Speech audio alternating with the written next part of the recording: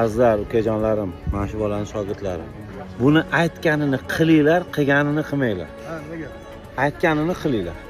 O'shanda odam bo'lasizlar. Bu yerda glavniy referlar turibdi, boshqa murabbiylar turibdi. Shuning uchun ustozlar aytganini qilgin, qilganini qilmagin deydi.